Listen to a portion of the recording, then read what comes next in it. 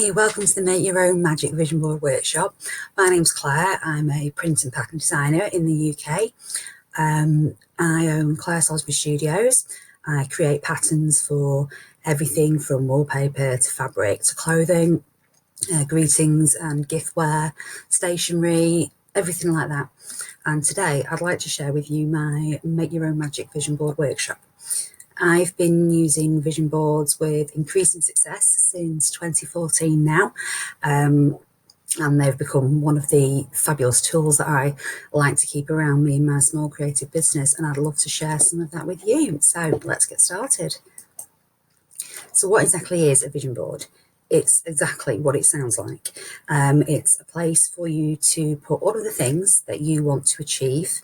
It's a visual reminder of your goals and what you're trying to achieve, and it's absolutely great for keeping you on track, particularly if you're a bit like me and the slightest sparkly thing distracts you and off you go down another track.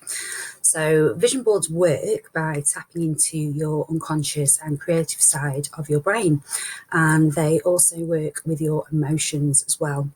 And this is what makes them such a powerful tool, because when your head and your heart are working together in alignment, it's astonishing really how fast things start to move and you start making massive amounts of progress to what you're trying to achieve. So what is visualization? It's repeatedly imagining what you want to achieve in order to create it and attract it to you. And having pictures of the things that you want to achieve makes it so much easier for you to do that, because you have a picture of what you want in front of you. Sometimes when we're imagining things, it might have a bit of a fuzzy edge, or we're not 100% sure of the details, so you can't really fully imagine it. But if you've got a picture there to work with, then it becomes a lot easier for you to really visualize what it is you're trying to achieve. And what you do is you would focus on these images just briefly throughout the day, several times, and it begins to imprint on your brain. And then again, everything starts working in alignment to lead you towards what you're trying to achieve. On its own, it isn't enough. This is where the emotions come into it. You really, really do need to feel those emotions of how you're going to feel when you've hit this goal. So how are you going to feel? Are you going to be happy? Are you going to be excited? Will you finally feel successful? What will your life be like? What clothes will you wear? Will you feel financially secure? Will you have more time to spend with your family? How does that make you feel? If you feel financially secure, then you're no longer worrying about money. So that removes an added layer of pressure for you. If you have more time to spend with your family, you'll be happier, they'll be happier, and you won't feel guilty about having to sort of neglect your family for a little bit while you work on other things. So again, that makes your life so much easier. How would all of that make you feel? Just take a bit of time to sit and think about how you're going to feel when you succeed.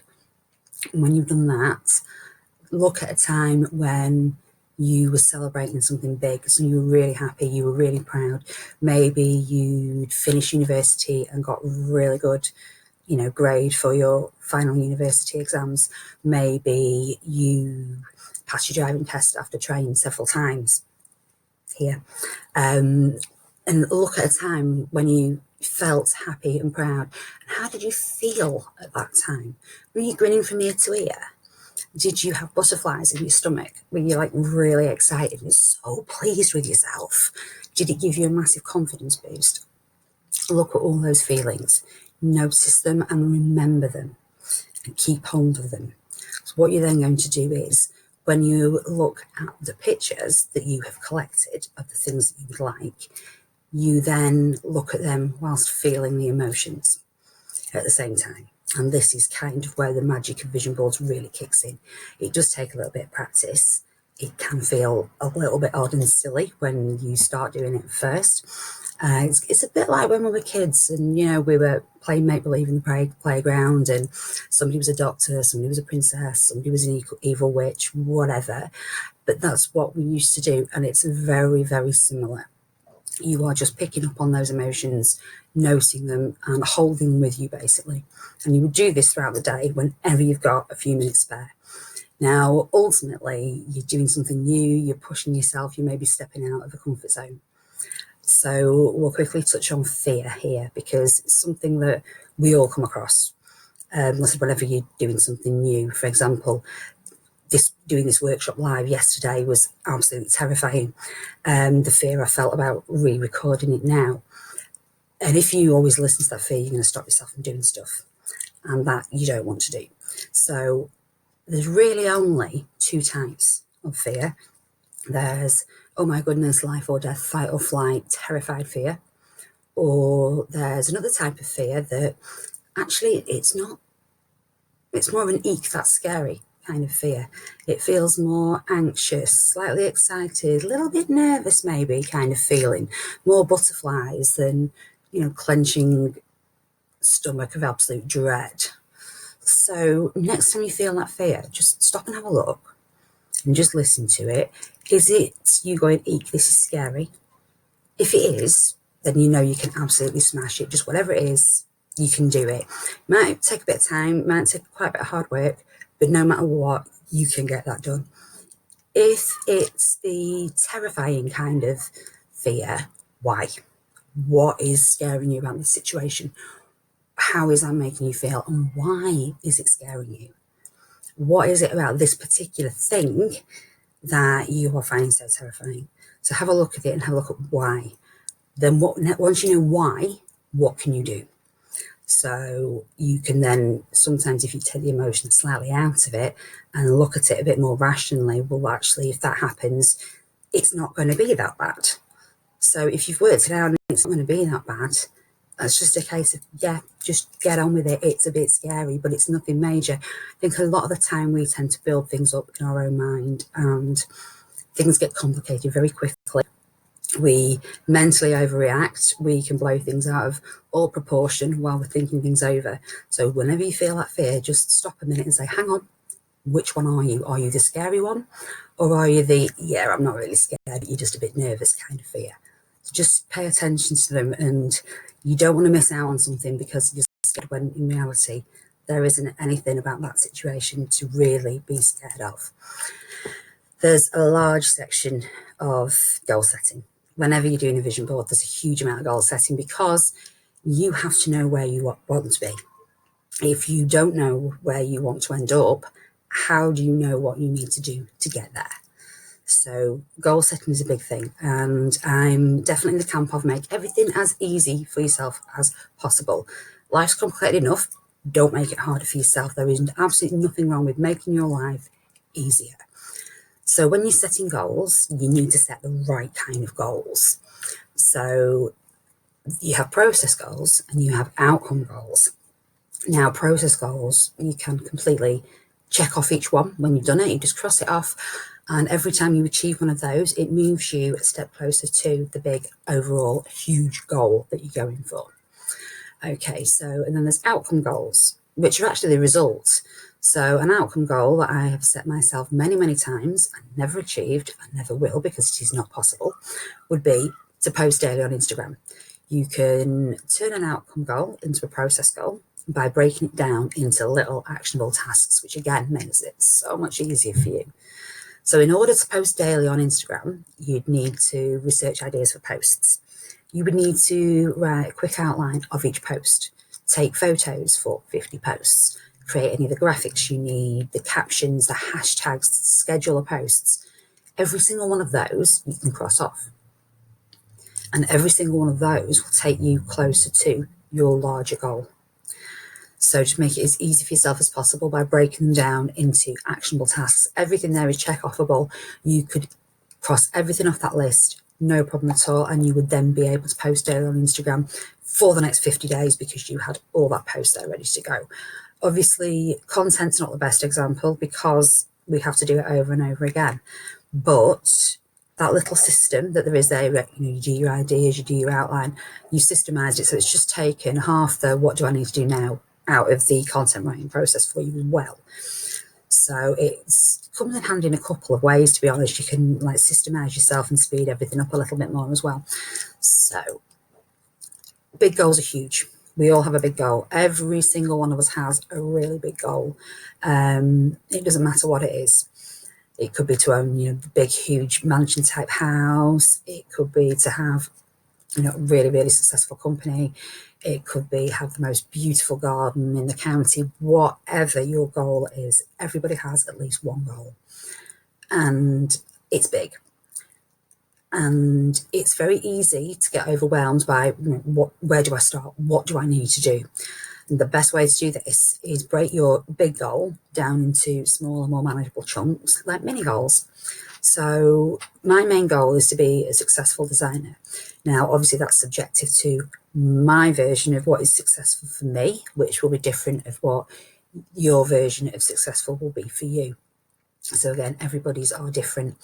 But as an example, we'll use my main goal here, which is to be a successful designer, which isn't really very check-offable, is it? But to do that, I need to earn £30,000 a year through licensing and selling my artwork and designs.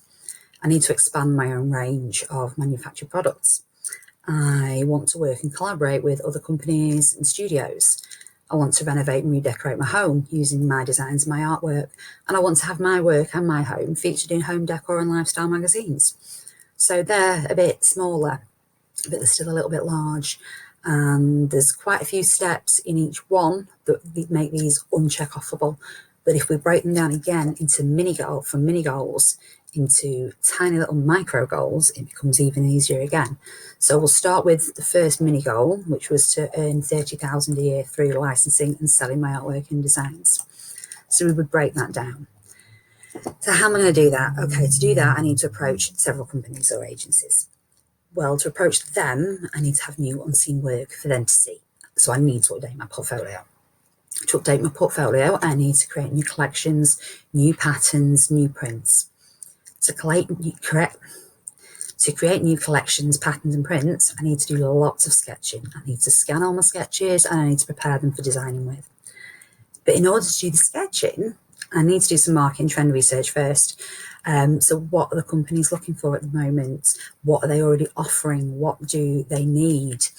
And once I've done my research, I can then start my sketching. So you literally start with your goal and you work backwards step by step by step to decide the actions that you need to take. Now, there will be times when you haven't got all the actions there. You'll maybe do action 1 and 2 and go, oh, I didn't know I needed to do that, but I have to pop that on here. That always happens every time because it's probably something you're doing for the first time, so you are not aware of all the steps. And even if it's something you've done before, this time it might be slightly different. So the steps needed to succeed, again, may be slightly different. There's absolutely nothing wrong with just looking, taking stock and adjusting as you go, because you change, your plan will change. You were never the same person at the start of the year, than we were at the start of the year. Everything changes and you change as you go. So there is absolutely nothing wrong with just needing to change things ever so slightly as your situation changes throughout the year as well. The beauty with the micro goals is they're easy to achieve. And once you start achieving them, you start to make huge progress because you're taking a tiny little step each day or a couple of steps each day and you are moving towards your main goal. And the momentum really picks up quite quickly at this stage. So make everything as easy as you can for yourself. Break it down into as many baby steps as you can think of. You will, as you're crossing them off, you get an amazing sense of achievement, and achievement is one of the best motivators you are ever going to get. So work backwards in as much detail as you need to. The more details it is, the easier it's going to be for you to achieve it and get it crossed off that list and start working your way towards your really huge goal. That's not moving. Hang on a sec. There we go. So vision board supplies. Now this is going to vary depending on what you want to do. I'm a creative person, so I was always going to be using paper, glue, 3D stick-on letters, things like that. So, but you don't have to do that. You can easily do a digital version if you don't want to do what I refer to in this as a physical version. You can always make yourself a digital version, and that's absolutely fine. Everybody's different. So for your full-on vision board, if you're going to do one like myself that you have on your wall, you're going to need something to use as your vision board. So I use an A2 sheet of paper or card. You can use notice boards or cork boards or a large picture frame, even a piece of wallpaper. You need pictures that represent your goal to you and the milestones that you need to hit to achieve your goal. I'm really emphasizing the pictures that represent your goals to you. That is the key phrase. It doesn't matter if it represents it to your friend. It has to be a visual representation of your goal to you. You can use photos, you can use images you've cut from magazines, you can use something you've drawn. There's no right or wrong as to what you can use. You can print things off, it's absolutely fine. So then you've got scissors, glue stick, double-sided sticky, whatever you prefer. Now on fancy pins if you're using a notice board or a cork board, and you're going to want a pen for making little notes as well. As extras, you can go full on out like I've done with mine. Get stickers or stick-on letters or embellishments from most craft shops.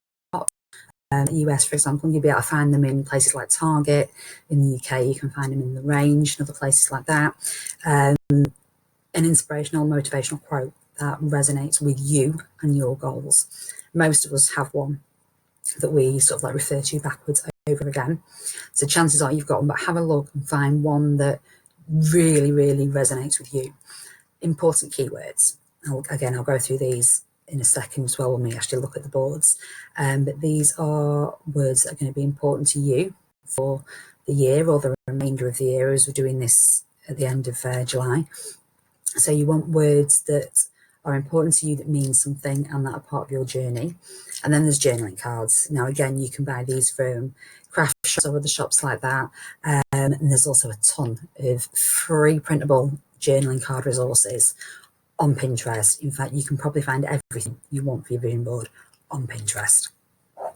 So let's have a look. So this is my crafted vision board, shall we say, the one which is paper and glue and things. This is on an A2 piece of card, and it sits just to my right here by my studio doors. So every time I turn to walk out in the studio, there is my vision board. I see it loads of times every day, and it really, really does imprint on your brain. So let's have a quick look at these vision boards here. This is my main one. I've done a couple of close-ups.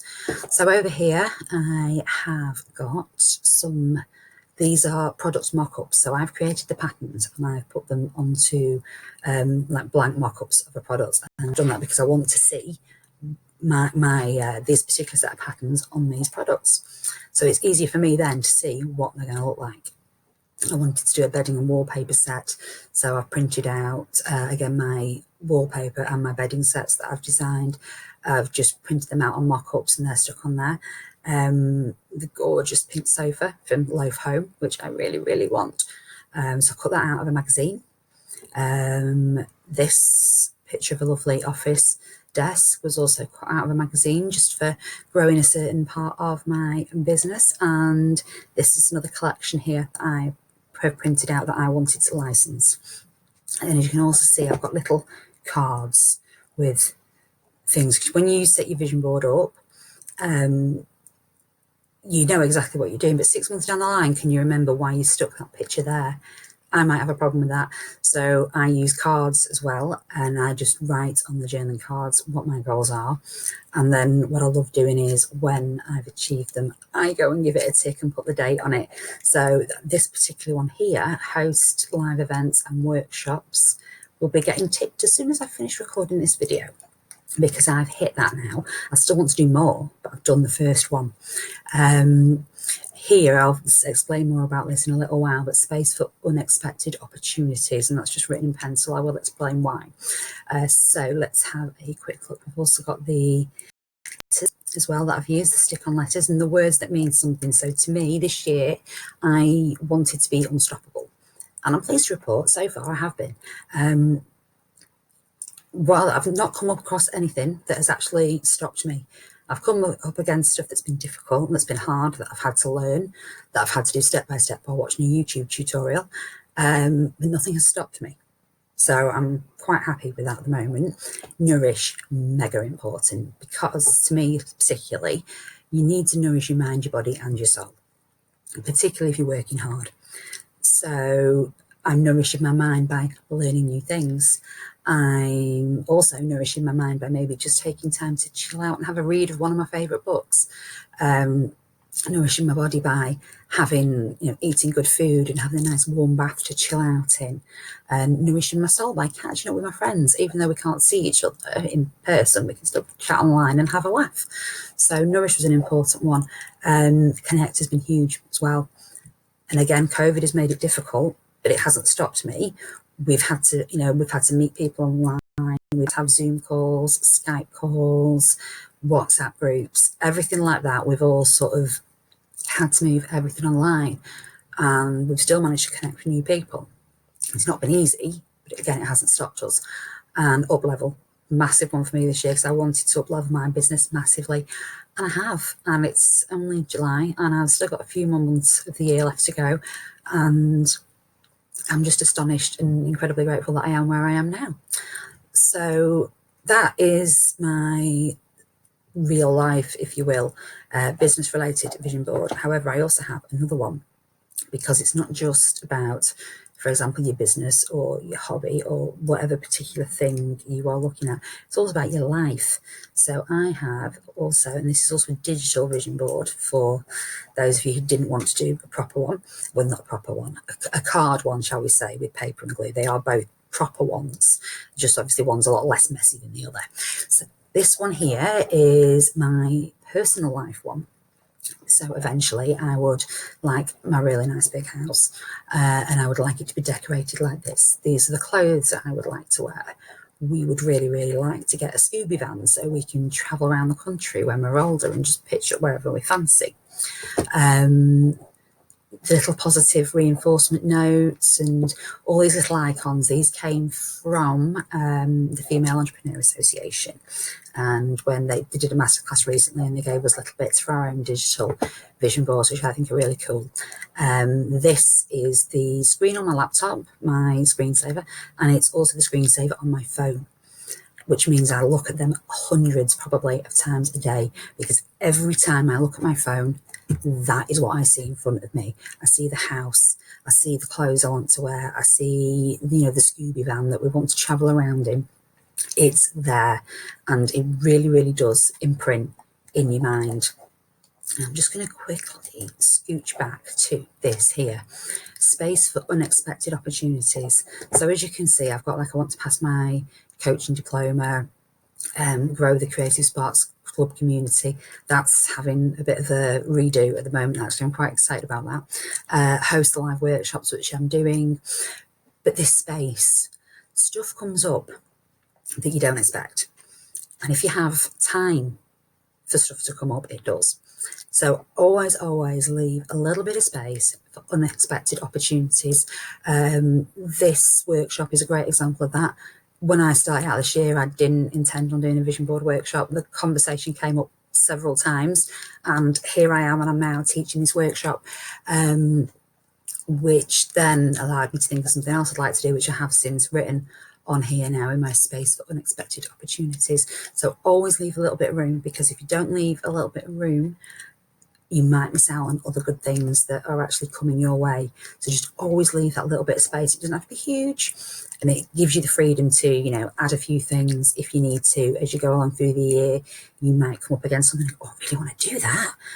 You add it onto your vision board then. It's not a problem. Always try and leave a bit of room for extra good stuff, as I like to call it. So doing the work, this is honestly is the hardest bit, and this is where my reminder about what type of fear is it you're feeling. Please take the time to, when you're doing this, right, hang on, what sort of fear am I feeling here? So doing what you do, doing what you need to do to get to your goal is the most difficult part of the process, especially if you're doing something new and you've never done before. So again, make it as easy for yourself as possible. Don't overcomplicate things. Keep it simple. Just make it easy for yourself. So once a week, take, say 30 minutes or an hour to plan out what you need to do for the week ahead. Review last week and check if you're on track with your overall goals. This makes sure that you're not getting distracted by, sparklies, and that you are on track to actually hit your goal at the end of the year. What I tend to do, and I absolutely love this, is when everybody's gone to bed on a Sunday night and I'm the last person awake in the house, I'll make myself a cup of tea, grab a little bar of chocolate, and I call it my luxury CEO time. And I will sit there and I will plan my week for the week ahead, look at what I've done, is there anything I need to carry forward? And I absolutely love that hour with my cup of tea, my bar of chocolate, and my great, all my plans, everything's there. It doesn't take me long to do. I don't see it as work, and it's just a little bit of luxury time for me. But that's a really great way to do it, and it really helps you if you have a plan to stick to. Then you're not just going, right, what do I need to do today? What do I need to do? Because then you're wasting time thinking, what do I need to do? And the majority of us do not have a massive amount of time that we can spare. So schedule time to do the task as well. Always schedule longer than you think, because everything takes longer than you expect it to do.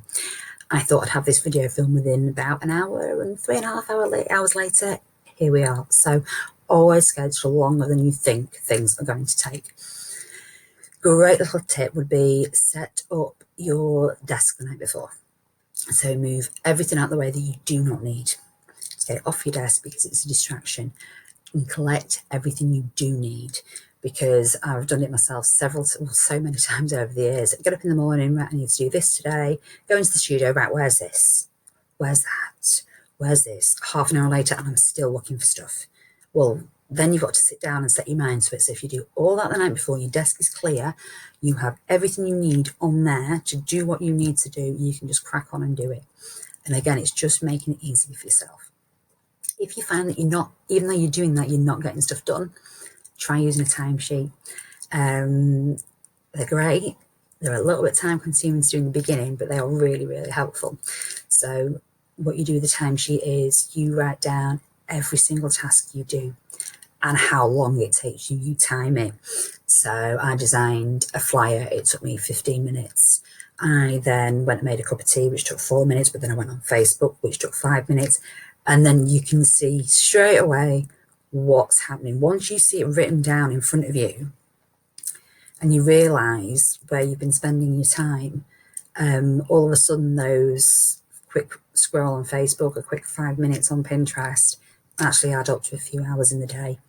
And when it's written there in front of you, you can't deny it. It's like, yeah, I spent 2 hours on Pinterest looking at cute dogs.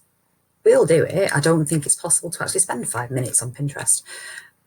But if you're aware of it, you don't do it as much. And when you can see it written in front of you, it's a bit more motivating to not do it, to be honest. But that's something I found really, really, really helpful. And giving yourself the time to do the work is so important.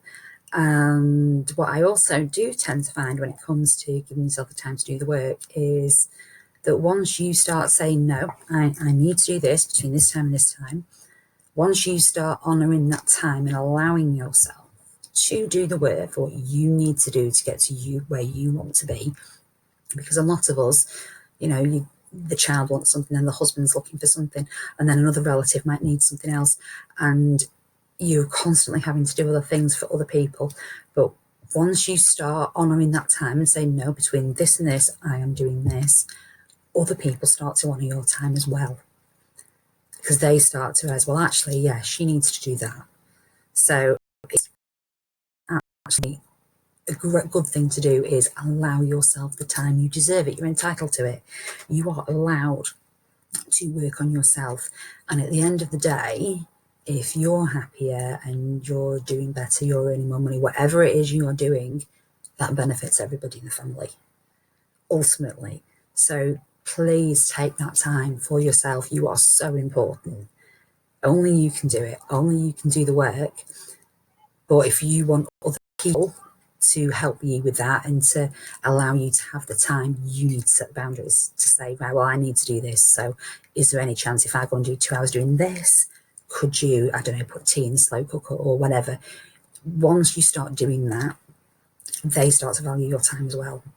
And that's a massive obstacle to get around.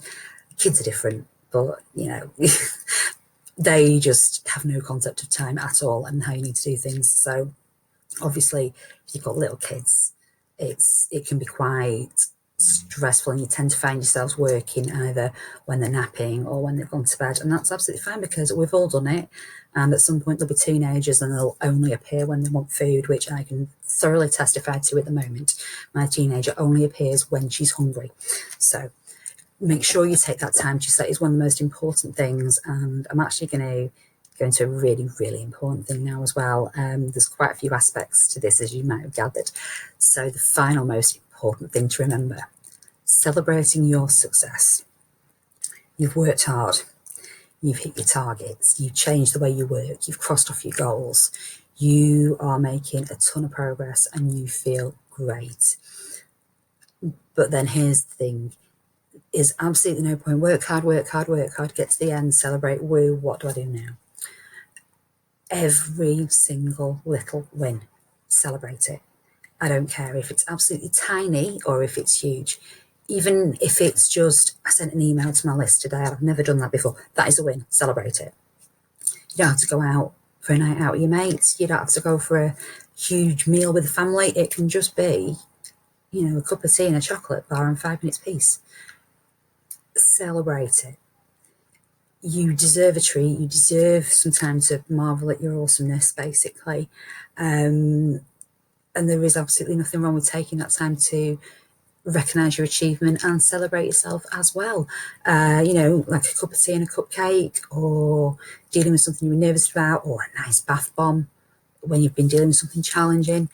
Always acknowledge those achievements, because like I said, the journey is, I know it sounds cliche, but it is just as important as the destination. During the time from now until where you hit your goal, you will grow, you will change, you will learn, and you need to be able to sort of look back and go, wow, look at everything I did there. And sometimes when you actually do take time to look back, and you should never look back to see what you could have done, better, or you always look back to see how far you've come. What have I worked around? What have I got over? What have I dealt with? What have I succeeded at? What obstacle did I not let stop me? Every single thing, celebrate it. Even if it is just to say, yay, well done, I did that, do it. Because again, achievement is a great motivator. And the more you appreciate yourself and the more you celebrate those wins, then you're just going to keep getting motivated to do more and more and more, and succeeding more and more and more. So really, in a nutshell, that's it. Vision boards. So one of the most important things to remember as well is you need to see it. Some people won't want to share their vision board for a variety of reasons, and that's fine. You don't have to have it on display. If you don't want it on display, you could set up a secret board on Pinterest that only you could see. You could do it on a large piece of paper, roll it up and pop it in a drawer. You might even just want to write it in a journal, and that's fine. Just make sure to take it out and look at it, and spend time looking at it, feeling those feelings and imagining the end result, because that's one of the biggest mindset changes and shifts that will help you to genuinely achieve whatever it is that you are aiming for. Like I've said, my board just sits here to my right. Every time I leave the studio, I can see it without fail. So if you do want to keep it, low key and hidden away, that's fine. But please, please, please look at it regularly, because if you don't, the magic will not happen. So I'd absolutely love to see any of your vision boards. Obviously, I've got the details on the screen here for where you can connect with me if you'd like to connect after this workshop. Thank you so much for coming along. I hope it's been helpful and useful. I hope you've enjoyed it. I'd love to see your vision boards and hear about any of your successes. And thank you very much for coming along today. Thank you. Bye bye.